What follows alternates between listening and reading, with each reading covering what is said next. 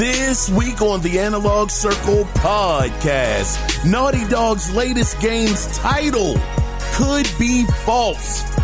And the reason why it could be false is because the alleged leaker's profile is in question. Remedy Entertainment tells us how many games they would need to sell before their next two titles are profitable. We get a few updates on what CD Projekt Red is working on and what stage The Witcher 4 is in. And believe me, it gets me pretty excited because some reports that we heard earlier are starting to possibly link together. And we get an alleged announcement window for the Switch 2. All of these stories can be found here and more in episode 234 of the Analog Circle podcast. I am your host, Keon Mitchell, and welcome to the show on this Thanksgiving morning. Welcome. Come on in, sit down, and relax because we're going to have a very, very good conversation today. And if you are traveling, whether you're traveling by car, by bus, by train, airplane, hopefully we can accompany you to your destination. So with that being said, though, guys, if you do want to be a part of listener feedback, you can do it two different ways. You can either call in, and the phone number is 443-627-9087, and let your voice literally be heard, or you can email the show, and the email address is simply the Analog Circle Podcast at gmail.com. Cody Clark, I know you sent me a couple of emails, brother. I'm going to see if I can work those in, but I have to tell you, being here recording on Thanksgiving Day, I know my time is going to be extremely limited. So with that being said, guys, let's go ahead and let's get into what we all come here for, and that is the gaming news that went down. So this week, we'll get things started with a story that I got from GameRanks.com. So, yeah, Nintendo rumors. Matter of fact, let's start this off with some rumors. Rumor has it there's something that only I know. So according to Nintendo Prime, they found a rumor posted in Weibo that the machine translated but couldn't verify with a fluent Chinese language speaker. So, of course, sometimes translations can be misinterpreted, so keep that in mind. But according to the translation, the Switch 2 will be officially announced in January 2025 and will be released in March of 2025. Now, this seems plausible because we have heard that Nintendo has been ahead of schedule, so we will definitely see what happens with this. But the other rumor about the Switch 2 that we've discussed before is Nintendo was not trying to have a shortage of Switch 2 hardware at launch. Now, a user named Base64 on Reddit decoded a message on the Gaming Leaks and Rumors Reddit page where he said, quote, "The initial stock quantity has been finalized and the factory will plan production accordingly. I can't disclose the exact number, but for the U.S. market alone, it's roughly 2.5 times the volume from March 2017, end of quote, which would work out to be between 6.5 to 7 million consoles available at launch, which is excellent news because that means that scalpers will not be able to eat off of these consoles. Yeah, you can call me a scalper hater, whatever you want to call me. I don't care, but I enjoy the fact that the people that really want the consoles will be able to buy them. I remember it was a report that came out that the scalpers that picked up the PlayStation 5 Pro were having trouble moving inventory. And I love it. I absolutely love it. because they don't just jack the price up by $100, $200. They trying to go for double, if not darn near triple the price, depending on the scarcity of the item. And I know we live in a capitalistic society, but darn all that, I want to look out for me. And that wouldn't be in my best interest. So shout out to Nintendo for definitely, at least allegedly, because all of this is rumors. We got to say allegedly, looking out for the consumer, as it were, where they'll be able to get the console with no problem. But the only thing with this is now that starts to worry me is that when Trump gets in office, man, what are them tariffs going to start looking like? What if the not the PlayStation, but the Switch 2, because of these tariff prices, goes up to an unbelievable price tag, where instead of paying maybe $400, we might be paying $600 to $700. You never know, but we'll definitely keep our eyes on this as the story unfolds. And just to go back just a little bit to the beginning, them actually talking about that the announcement is going to happen in January really gets me pretty excited, because of the fact that during that time, that means we're probably going to get a deep dive into what the console is capable of, some of the launch games that we'll be releasing, some of the features of what the console is going to be able to do. So yeah, I'm definitely looking forward to that, and probably will, if it is the announcement happening in January, we'll probably get a price point as well. So this should definitely be a very, very interesting next couple of months. But let's go ahead, guys, and let's get on into the next. Well, actually, I don't even want to get into the next story at the moment. I just wanted to let you guys know Black Friday is tomorrow. You know, again, I'm recording this on Thanksgiving, but, Black Friday starts officially tomorrow, but right now, and I got to shout out to Mike J for this. Matter of fact, Mike J, shout out to you, brother. This brother hit me with an amazing piece of news. This brother told me, and I had not seen it until he had told me about it. The PSVR 2 is on sale for $350 for the Horizon Call of the Mountain bundle for Black Friday. Now, to me, that signals to me that PlayStation is trying to move units. These guys are trying to do what they need to do in order to get the PSVR 2 in as many homes as possible. And I'm just thinking to myself right now, how much is I'm going to check something real quick. How much is the PlayStation 5 for Black Friday? Let's look that up. How much is PlayStation 5 for Black Friday? So you got some for, hold on, let's go to Amazon. Let's go to Amazon and see what they're selling the PS5 for. Amazon prices. I mean, you can get look at this, man. Listen, you can get a Fortnite. It's called a Fortnite Cobalt Star Digital Edition PlayStation 5 for $374.99. Now, it's all digital, but it's $374.99. Now, of course, they do have some where it doesn't look like it's really too much of a deal going on. $529. I don't know. You might not want to go to Amazon for a PS5. I saw the PlayStation 5 for as low as like $430 somewhere. But that digital right there is an amazing price.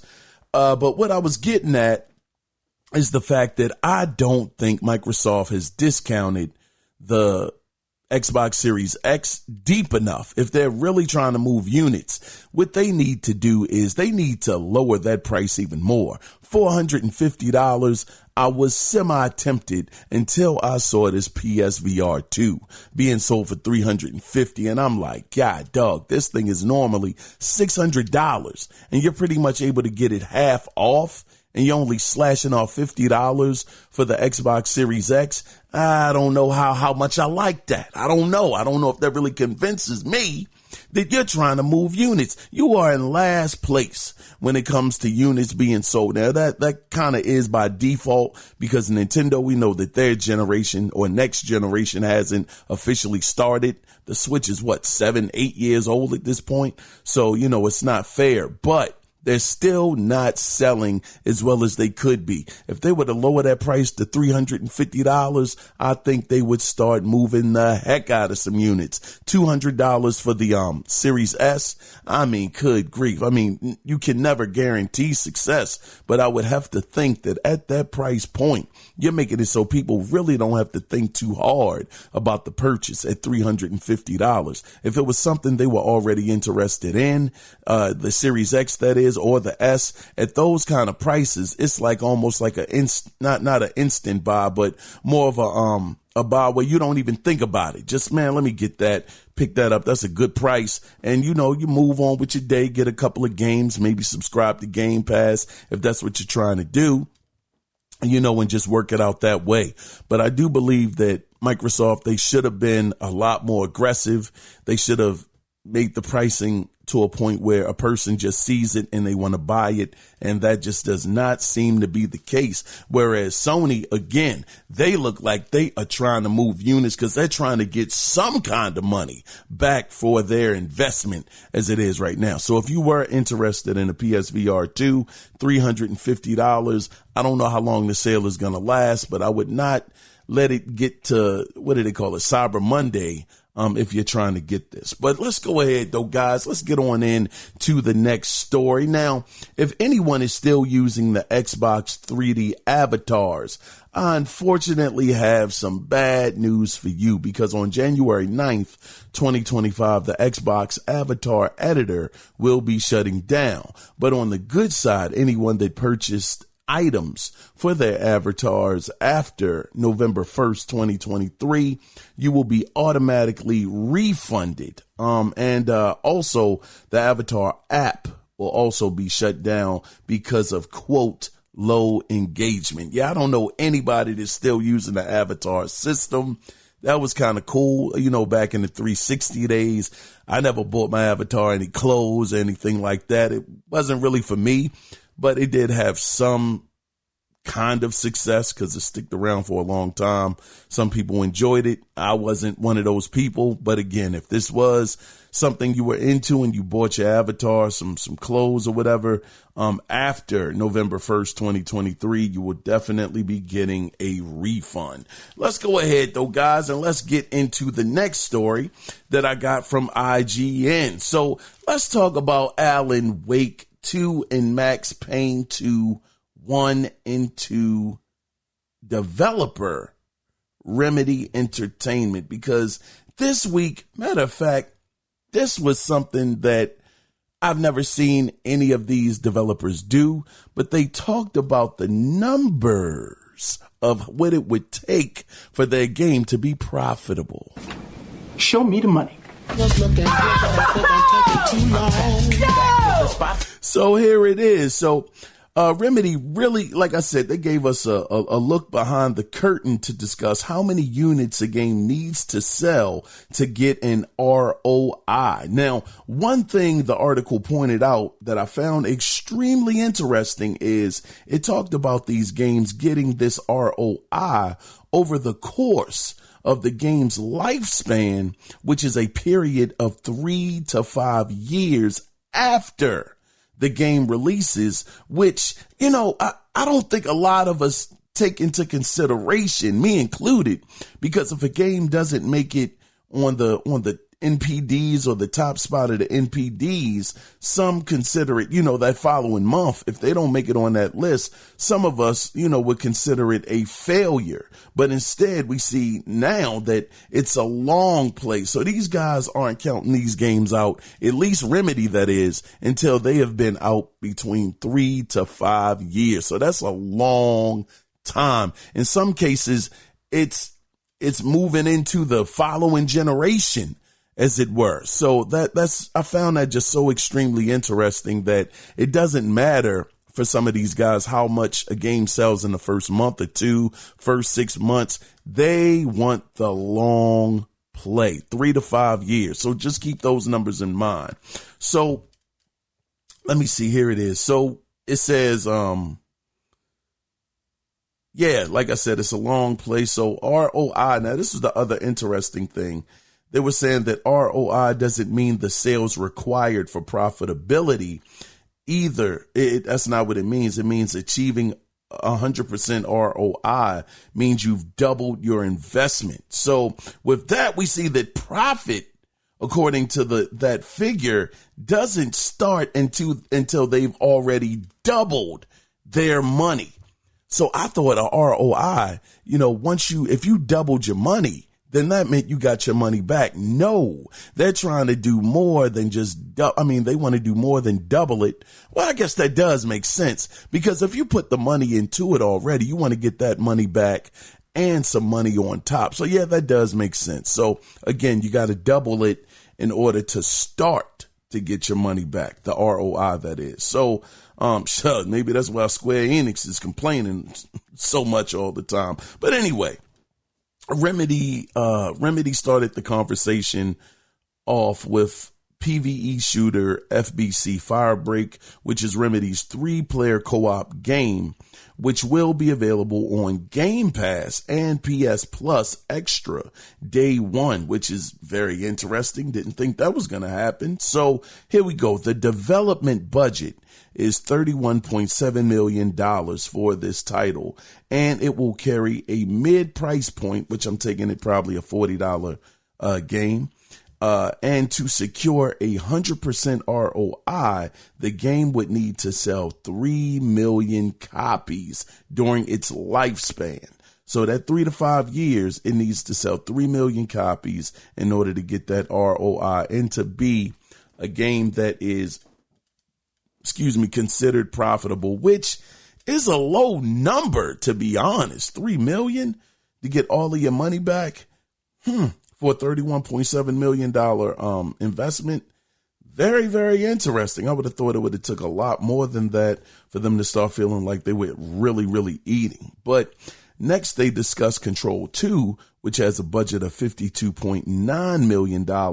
And in order for that game to hit 100% ROI, by the way, this is a full price game. It would need to sell between 3 to 4 million copies, which is only another mil or 2 million more. Actually, just another million more than a game that actually has a mid-range price of possibly $40. So in order for them to get their money back off of the 52.9, 3 to 4 million copies would need to be sold. Now, the other thing is, and I got to give Crimson Phoenix credit for this, because this kind of goes in line with what he was talking about with these subscription services, Game Pass and PS. Well, he never really mentioned PS Plus, but they're all one and the same.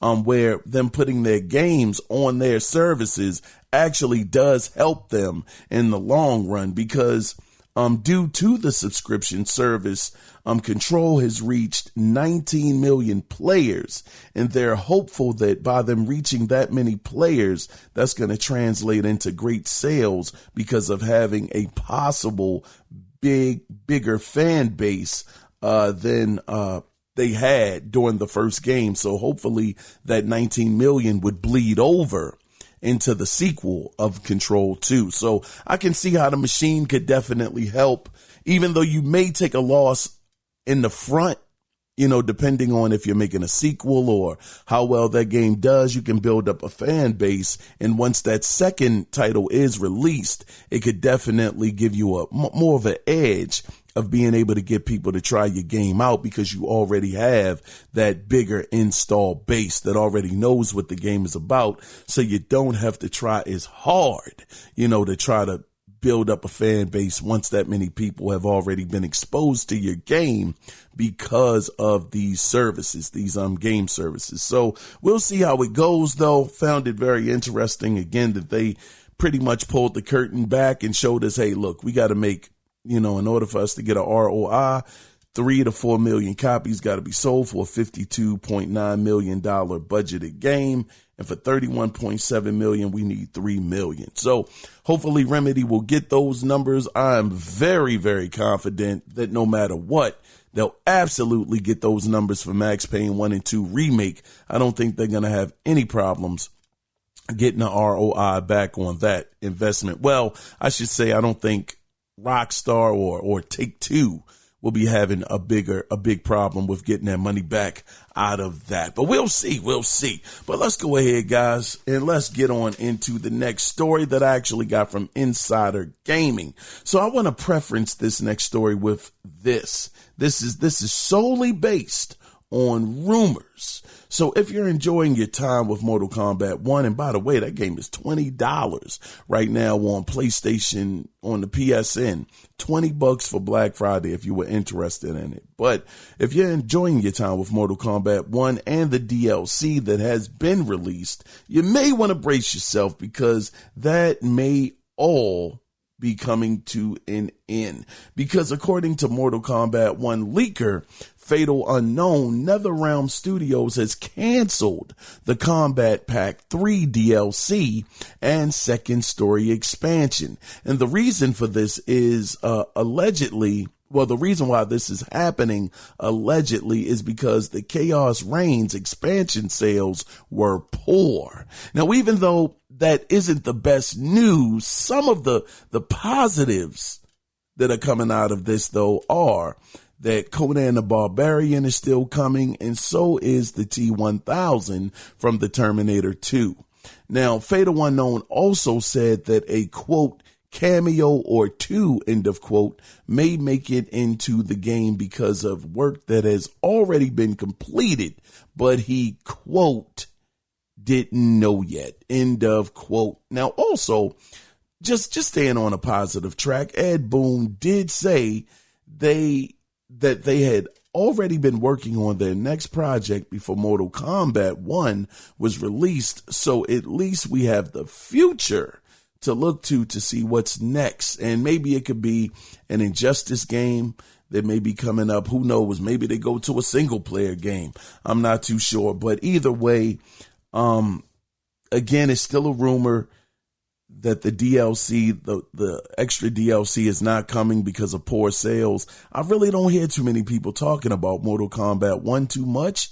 I don't know how well the sales have been, but if you're not getting good sales on the DLC, then why would you continue to move forward? But we'll see what happens with this. It looks good for $20. I am darn tempted, but I'm not really in the fighting game, so it's really not going to do me too much justice to pick it up. But, we'll see what happens with it in the future. That T-1000 looks dope. Conan looks cool and all of that. But didn't seem like it was enough, to get the fan base excited to continue to support the DLC.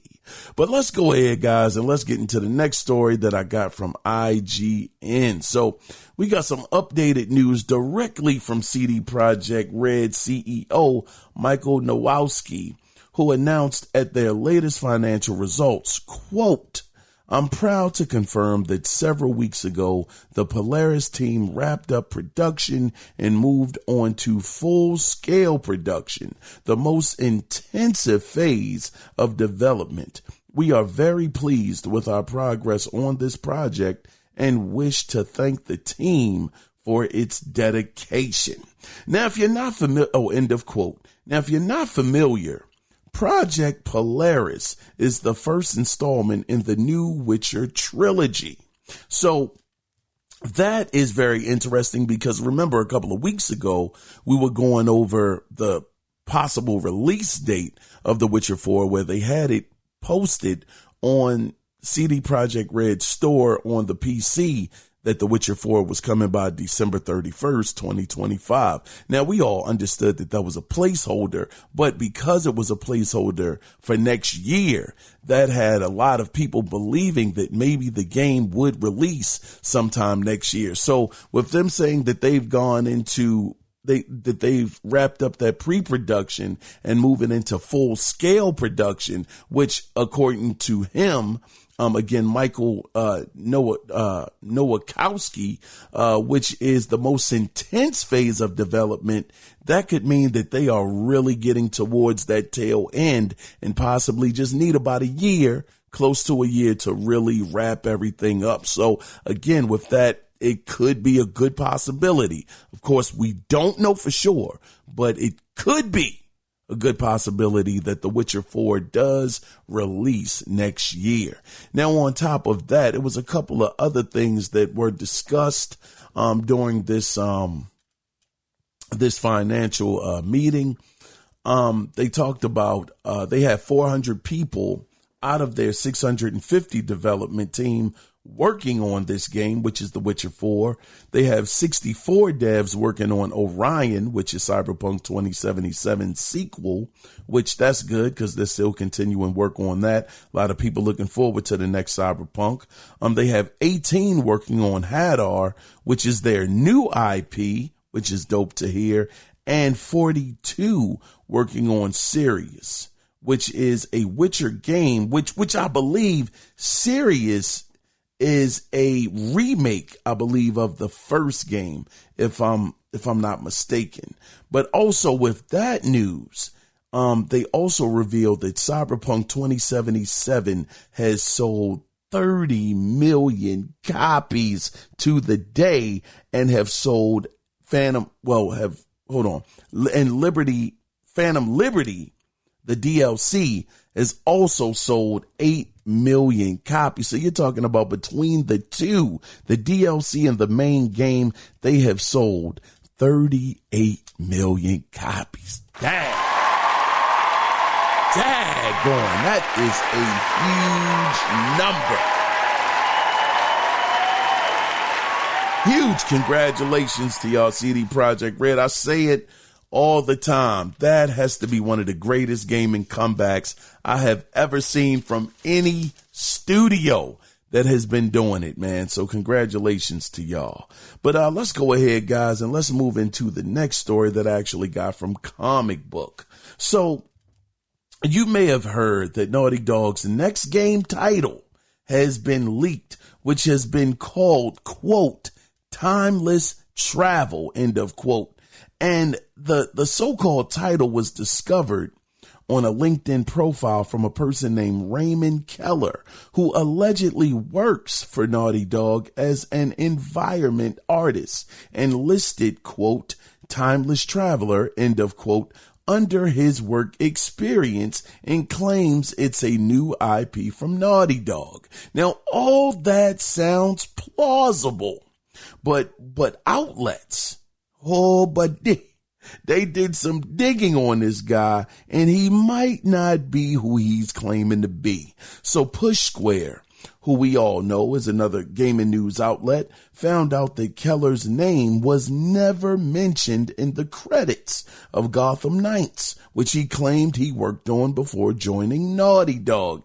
That's a bit of a red flag. Now, he talked about joining Naughty Dog. Well, he worked on Gotham Knights, but then he had joined Naughty Dog in 2022, but no mention of his name. Now, before working at WB Games, Raymond claimed he worked at Bungie on Destiny 2, but just like Gotham Knights, his name is never found in the credits. So with that being said, this gentleman's track record looks, spottier than a Dalmatian, as it were. And I would say I wouldn't put any stock into what this man is saying unless this man is going under an alias to protect his identity like some authors and ghostwriters have in the past. But again, time will tell if this is true or not, because that title, the name of it, Timeless Travel, it does seem like it could link up with that so-called sci-fi game that Naughty Dog is working on. But again, because of his spotty track record, I just would say take this with a mustard seed of truth. But in positive Naughty Dog news, in a profile at GQ magazine, or it was an online interview, it was verified that Troy Baker will be featured in the next Naughty Dog game, being directed by Neil Druckmann. So we'll see what happens with that. Hopefully, with that being said, him actually telling everybody, yes, he's going to be involved in the next Naughty Dog game. Maybe that means we see something coming up here very, very soon. But again, like I always say, only time will tell. Let's go ahead, guys, though, and let's get into the next story that I actually got from Games Radar. Well, speaking of Troy Baker, we actually got some cool news, I would say, about Indiana Jones and the Great Circle. So creative director Axel, man, I'm a butcher. This brother's name, Tervenius, said that, quote, by far, this is the biggest and longest game that Machine Games have ever done. End of quote. Now, he was also asked how many hours of cutscenes there are, where he said, quote, there's roughly 3 hours and 45 or 40 minutes or something along those lines. It's a lot. End of quote. Now, just to kind of put this all in context, Machine games roughly run between 11 to 17 hours, give or take, depending on if you're taking on a couple of side missions or things of that nature, but around 11 to 17 hours. So if this is going to be the biggest and longest game they have done, or Machine Games, that is, has ever done, 11 to 17, maybe they're topping out at about, because technically, when they say these kind of things, oh man, it's the longest and the biggest game we've ever done. If your games are topping out between 11 to 17 hours, technically, if the game is 12 to 18 hours is longer. So it could just mean it's an hour longer, so you just never know with these guys. You just never know what their measurement stick is. It could be 17 hours and 15 minutes longer. So I don't really take too much stock in it, because also, in that article, the Games Radar article, it was also a breakdown of how long their cutscenes have been in their previous games, and they pretty much came out to about the same amount, roughly about 3 hours, close to 4 hours in length when it came to their previous work. So we'll see. Indiana Jones, again, it's not really a game for me. I'm not too excited about it, but it does definitely show some promise. I know some people are excited for it. It's just those puzzle elements. If it's not so puzzle heavy, then I'll possibly give it a chance, because it is coming to PlayStation 5 after all. It is going to be available next spring for the PS5, so I don't have to get an Xbox. Oh, man. Man, I'm just saying. I'm just speaking honesty into reality. That's all I'm doing. We'll see what happens with the Great Circle, Indiana Jones and the Great Circle. And maybe it ends up being a great game, but only time is going to tell.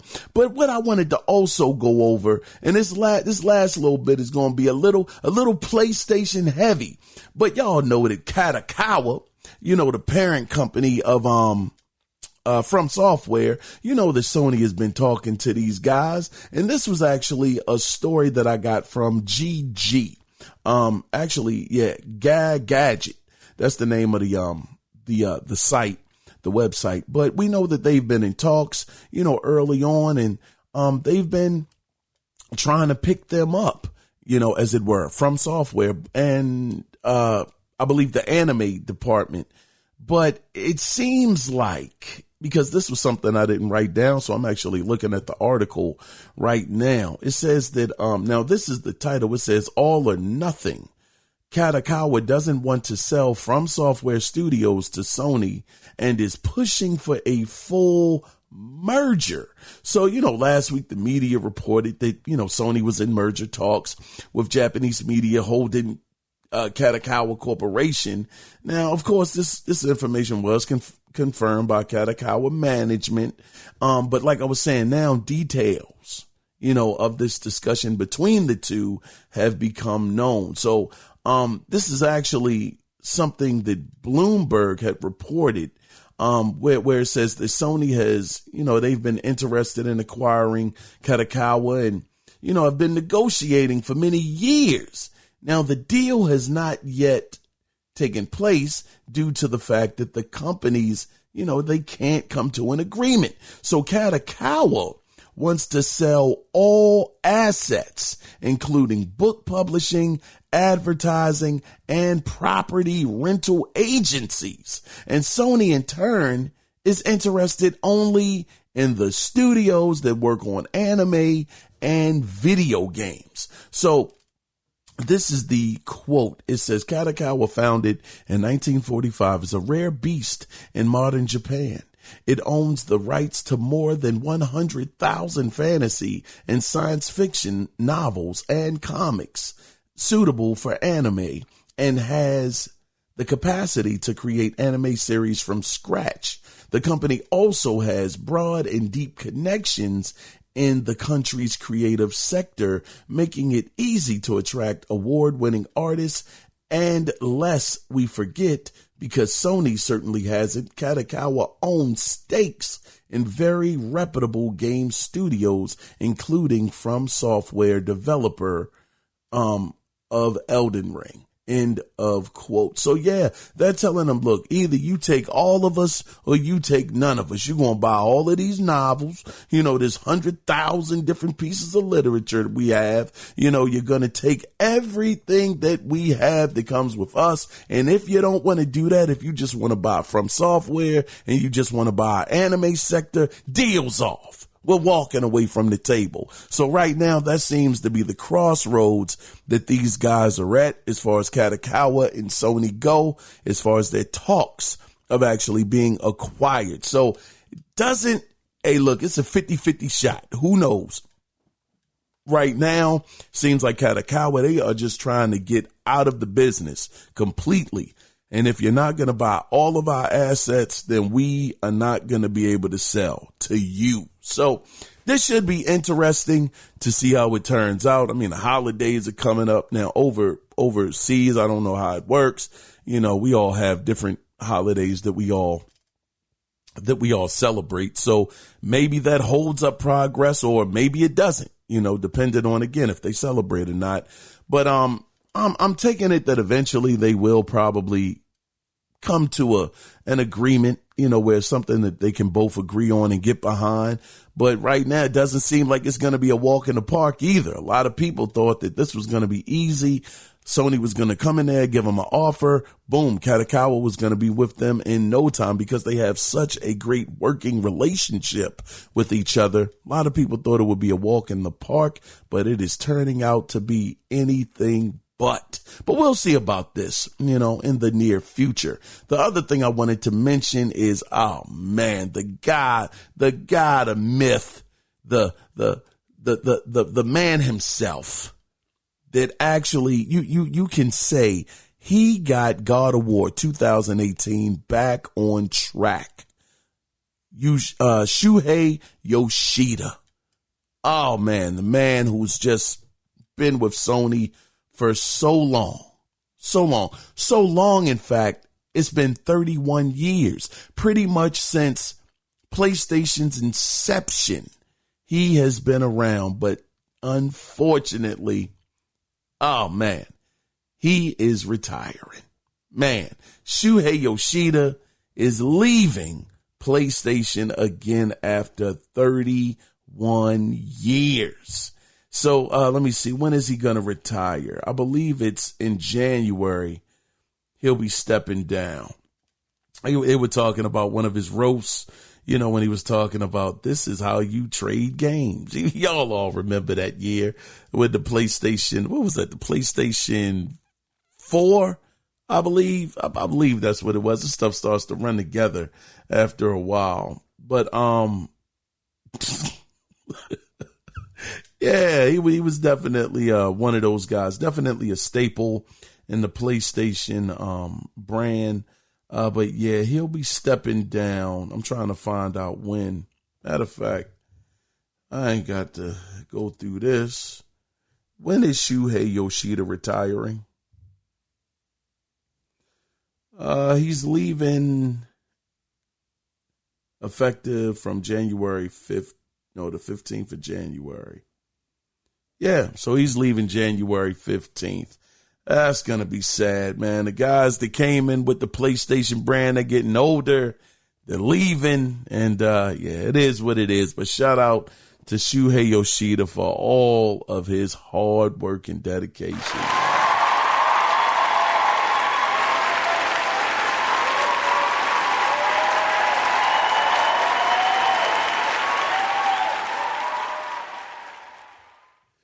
Now, the thing I wanted to talk about also, I just finished up Star Wars Outlaws. 44 hours later. That game is a beast. I know a lot of people didn't like it. A lot of people didn't like it was a female protagonist. I could have gave a darn. It was a fun game. I'm actually doing side missions right now. The game is so good to me that I started picking up side missions, and it has been marvelous. I have never played a game where you can do missions on land, on sea, as it were, because at certain stages you got to ride over the water, and in the air. I've never played a game where you got all of that going on in one game. I'm sure I have. I don't want to say that I haven't, but I'll say it's the first Star Wars game I've ever seen do it. It's the first Star Wars game I've seen. Is it the first? No, I'm not going to say that either. But what I will say is Star Wars Outlaws, the first open world Star Wars game ever created. It has been excellent. I know the new DLC just released. I'm going to see if I can pick that up to get into that. But it was a fantastic game. Again, after 44 hours, I would say I still stand by my 8 out of 10 for that game. It was great. I enjoyed it so much. And so much so it started making me think about, again, the Star Wars game that we saw from Quantic Dream. It was at, I believe, the Game Awards back in 2021. It made me start Star Wars Eclipse. Made me start wondering, well, what the world is going on with this game? It's been about going on 3 years. Still don't know anything, no release date, no updates or anything like that. But as I started to look and try to find things at the Tokyo Game Show, let me see, what year is this article, to be clear? Oh, shucks. But this article is actually kind of old. This article is actually a year old. So this actually took place September 25th, 2023. But they did ask. They went and asked, who was it? I got it on this sheet of paper right here. Lisa Pendesi, who was the vice president of marketing. She had came out there and she said, one big focus, because they were asking her what's going on, with the game. And she said, quote, one of the big focuses we've had when we announced Star Wars Eclipse was to make sure it was clear that this is actually an action adventure game that has all of the elements that you would come to expect and want from Quantic Dream title, which is intricately branching narratives, multiple playable characters. End of quote, said Lisa. So I found this interesting because of the fact that it's an action adventure game.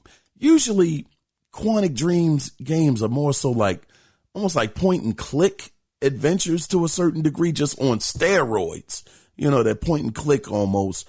But for them to actually be going for an action adventure game with the same notes that a Quantic Dream game has inside of it, and it's in the Star Wars universe, oh man, this could really, really be dope. I'm looking forward to it. She went on to say a couple more things. She said, quote, there's no game over. Anyone can die, which is a staple in all of their games. Anything can happen, and the story sort of continues so that those signatures are still there. But what we've been doing is even more ramping up our expertise in the gameplay arena.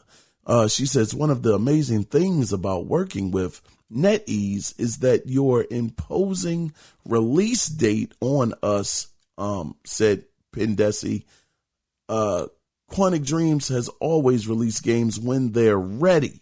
And I think the high level of quality that you get when you buy a Quantic Dream game is a testament to the value of that approach. And it's the same thing with Star Wars Eclipse. So you will know, but it's too early right now to really give any update on it. End of quote. So she's saying that working with NetEase, they're not rushing them. They're able to let it simmer, cook the meal, make it what they want it to be, put all of the seasonings and all of that stuff on. And I'm making myself hungry. I can't wait to eat doggone dinner later on today.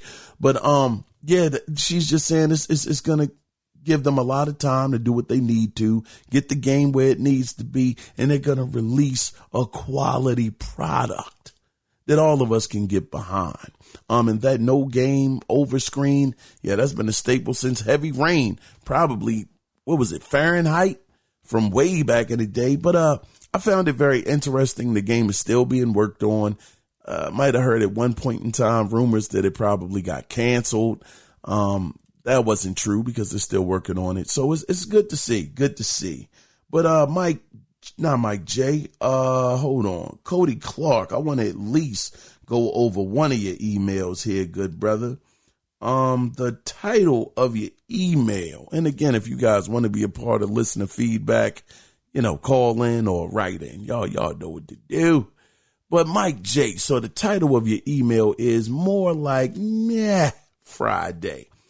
Cody's email says, happy almost Turkey Day. Turkey Day now, my good brother. He said, same to you too, Cody. Same to you too, brother. He says, I just passed the first month at a new job back in graphic design. I'm slowly trying to overcome imposter syndrome. Seems to be, in parentheses, he put, seems to be a theme of mine as of late. I decided to replace my old 2017 Dell laptop with a new low to middle end gaming laptop. Good old pre-Black Friday sales got me a $999 unit for $700. Yeah, that is a good deal right there. You save $200. That ain't bad at all. Man, matter of fact, let me ask you something, Cody. Cody.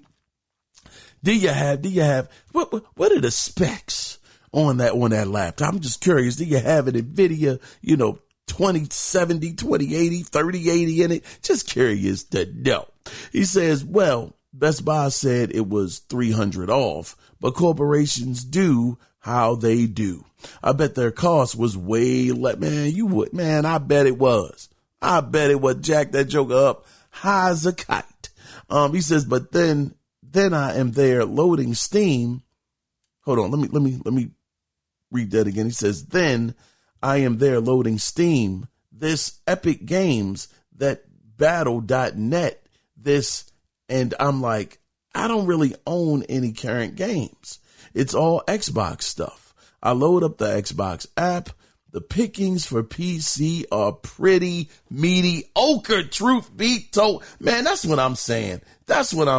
Cody. They always want to act like PC has all of these games, but the whole time PC is...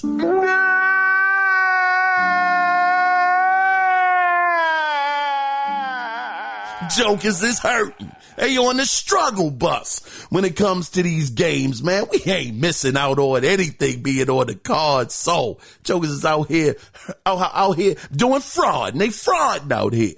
Let me continue with your email, brother. That brother said the pickings was pretty slim over on the PC. He said mediocre to be exact. But he says it dawns on me with this shiny new toy of mine, I don't even want any of the current offerings I see. What do you want to eat? I don't know. End of quote. That's what Cody said. Cody, shout out to you for this email, brother. Oh, man.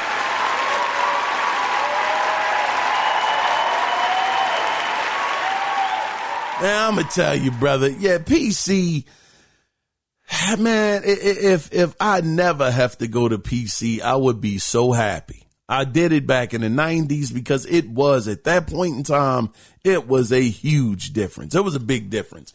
Characters being able to talk, the sound blaster, man, that thing was expensive as a mother lover. Back then, the cost and how hard it was to game on PC was just at another level. They ain't give you nothing. Didn't really have controller support back then. All you had was the keyboard and mouse. You want to hear the characters talking and the music going. Had to get a sound blaster. all of that stuff. Your megabytes had to be right, 8 megabytes of RAM and all that stuff. Man, shucks. I don't want to go through that, Cody. It's just more simple on the console side. I get that they got the bells and whistles, the 5080 or 5090 or whatever it may be is about to come out soon. Y'all will always, to a certain degree, have the graphical edge on console, but I'm always like, but at what price? At what cost? How much is it costing you to get those results versus how much is it costing me to get close to your results? I mean, so for me, yeah, it's just, what do they say? The juice isn't worth the squeeze when it comes to PC for myself. But, yeah, the pickings is real thin. Oh, shoot, you had something else in your email, Cody. I just scrolled down. Let's see. He says, I guess that is privilege. I guess that is privilege for you.